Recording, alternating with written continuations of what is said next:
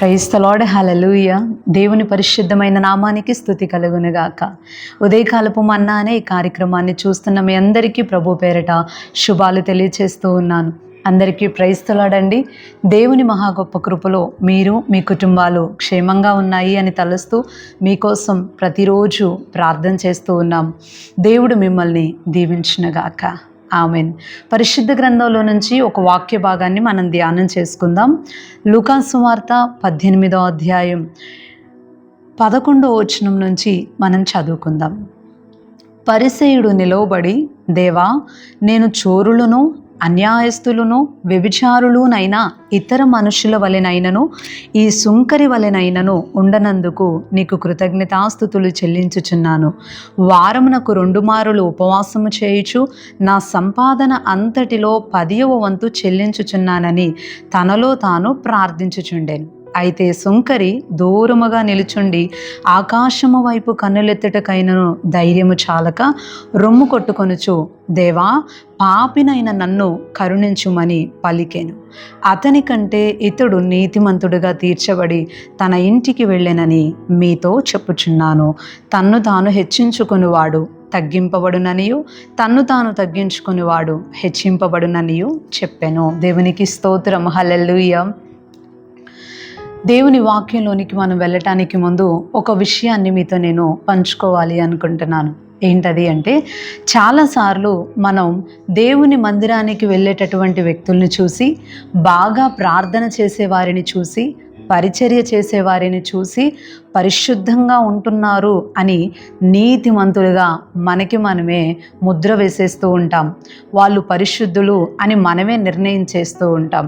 కానీ దేవుని వాక్యం ఎవరిని నీతిమంతులుగా తీర్చింది, ఎవరిని నీతిమంతులుగా పిలిచింది అంటే, మనం లూకాసు వార్త 18వ అధ్యాయంలో 9వ వచనం నుంచి 14వ వచనం వరకు ఉన్నటువంటి సందర్భంలో యేసు ప్రభువారు చెప్పిన ఉపమానంలోని 2 వ్యక్తులు మనకి కనబడుతున్నారు.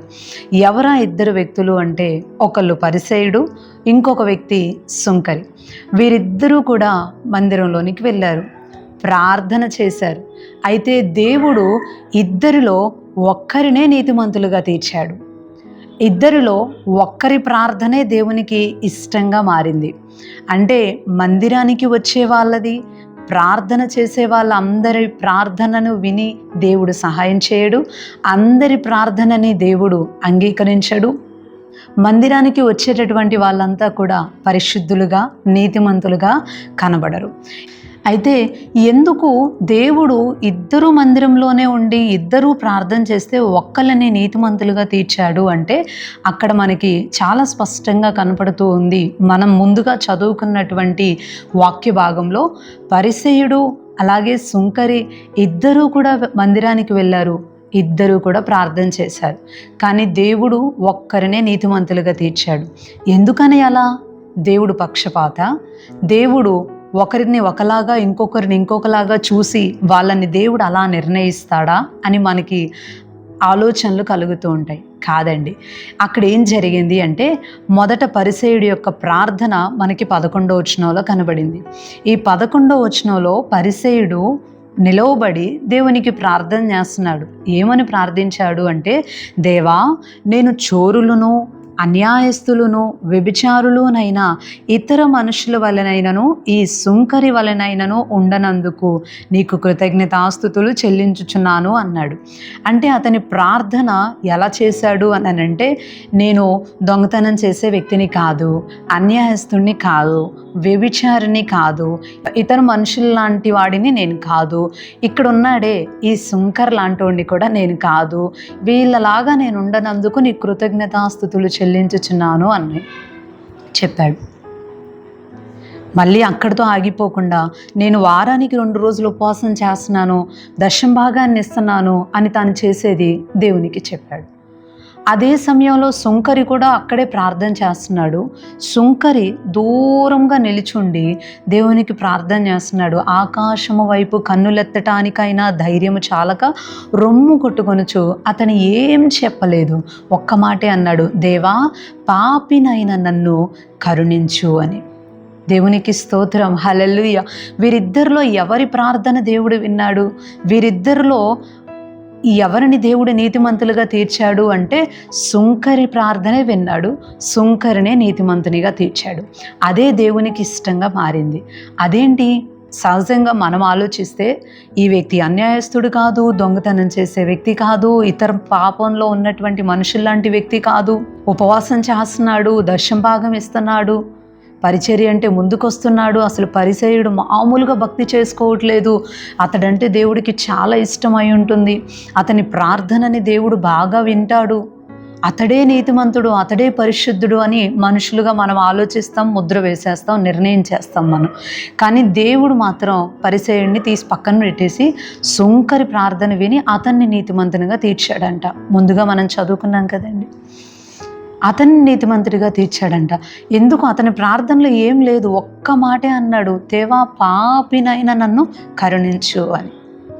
ఆ మాటకే దేవుడు ఎందుకు అతన్ని నీతిమంతునిగా తీర్చాడు అని అంటే, దేవుడికి కావలసింది మనం చేసేటటువంటి భక్తి విధానాలు మాత్రమే కాదు, ఏ మనసుతో ప్రార్థన చేస్తున్నామో కూడా దేవుడికి కావాలి. దేవునికి స్తోత్రం, హల్లెలూయా.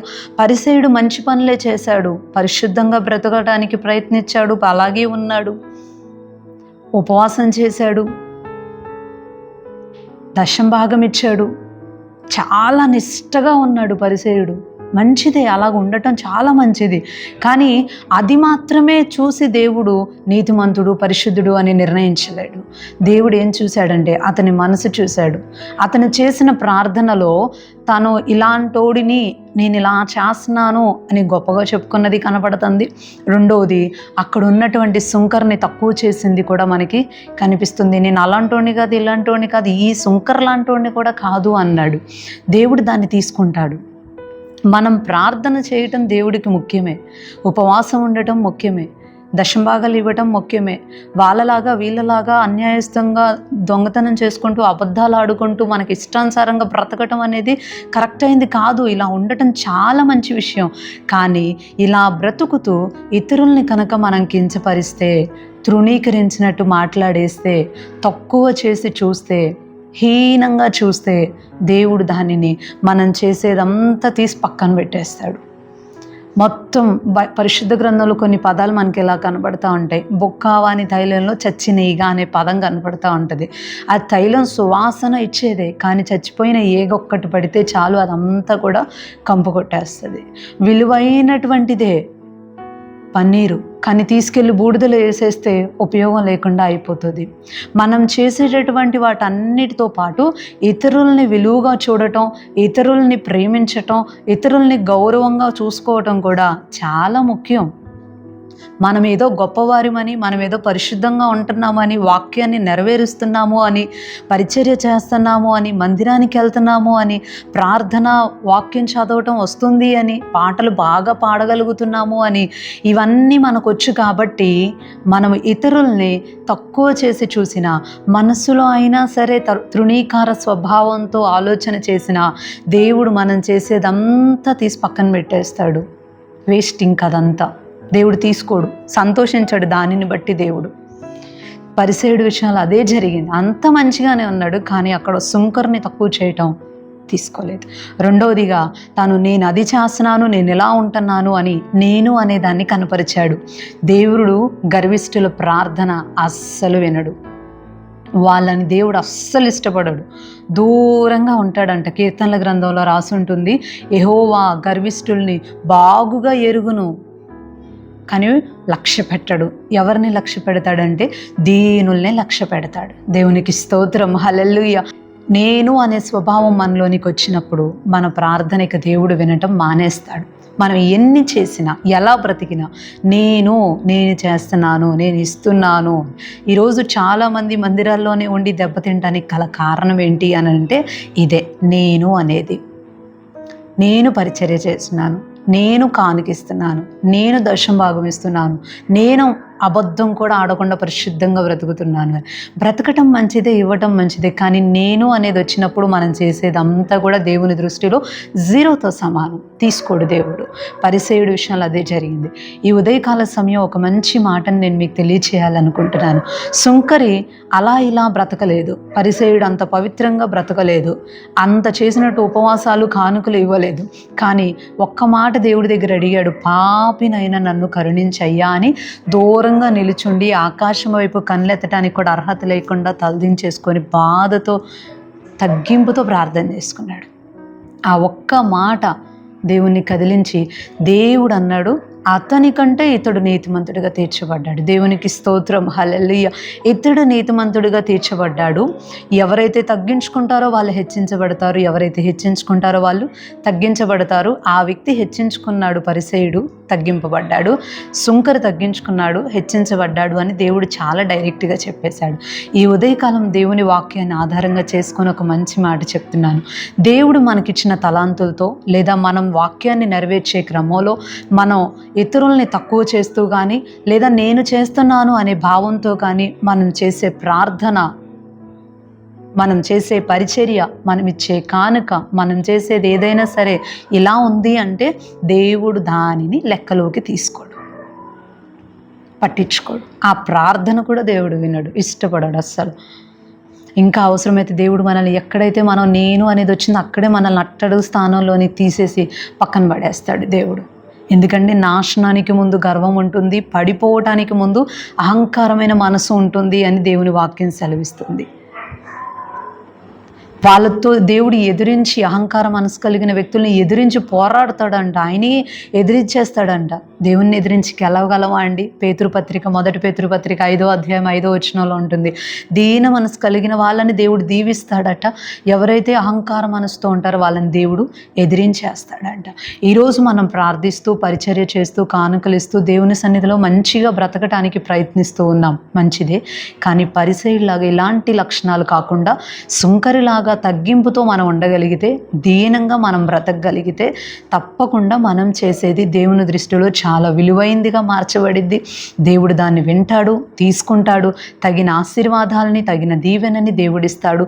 ప్రార్థన విని జవాబుని ఇస్తాడు. బహుగా మనల్ని దీవించేస్తాడు. ఒకసారి ఆలోచన చేసుకుందాం, సరి చేసుకుందాం. సుంకరిలాగా తగ్గింపు జీవితాన్ని కలిగి దీనులకి కలిగే ఆశీర్వాదాల్ని మనం ప్రభు దగ్గర నుంచి పొందుకుందాం. దేవుడు మనల్ని బహుగా దీవించినగాక. ఆమెన్. చిన్న ప్రార్థన చేసుకుందాం. పరిశుద్ధుడైన తండ్రి, ప్రేమ కలిగిన ప్రభువా, ఈ ఉదయకాల సమయాన్ని బట్టి మిమ్మల్ని స్తుతిస్తూ ఉన్నాం. పరిసయ్యుడు, సుంకరి ప్రార్థనలో మేము ధ్యానం చేసుకుందాం. మేము ఎంత చేసినా తగ్గింపు లేకపోతే, దీనమైన హృదయం లేకపోతే అది మీ దృష్టిలోనికి రాదు కదయ్యా. మేము అలా కాకుండా దీనమైన హృదయంతో ఉంటూ కొద్దిగా చేయగలిగిన నువ్వు మమ్మల్ని దీవిస్తావు కదా. సుంకరిలాగా దీనంగా ఉండే కృప మాకు ఇవ్వండి. పరిసయ్యులాగా గొప్పలకు పోయే మనసు మాలో నుంచి తీసివేయండి.